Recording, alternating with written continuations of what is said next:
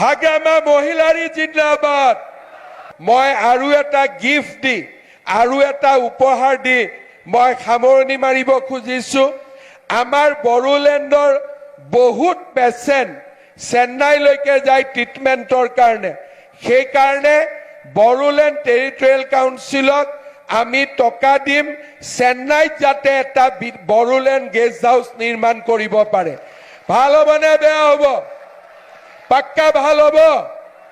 ঠিক আছে, তেতিয়াহ'লে মই কি ক'লো?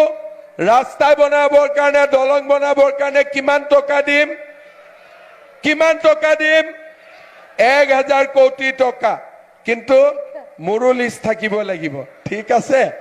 দ্বিতীয়তে বড়োলেণ্ডৰ 15,000 ল'ৰা ছোৱালীক আমি 2 লাখ টকা কৈ দিম।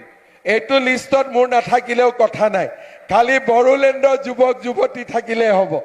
তৃতীয়তে আৰু কি ক'লো যে বাগৰুম্বাক এইবাৰ আমি দিল্লীলৈকে লৈ যাম। পাক্কা? আৰু লাষ্টত আমি কি ক'লো যে চেন্নাইত, কলিকতাত বিটিচি গেষ্ট হাউচ আছে, দিল্লীত বিটিচি গেষ্ট হাউচ আছে।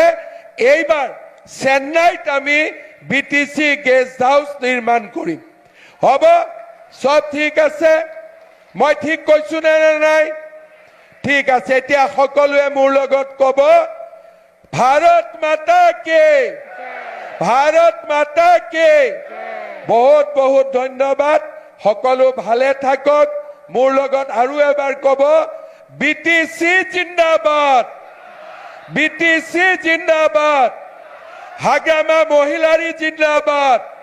বহুত বহুত ধন্যবাদ। জয় হিন্দ, বন্দে মাতৰম।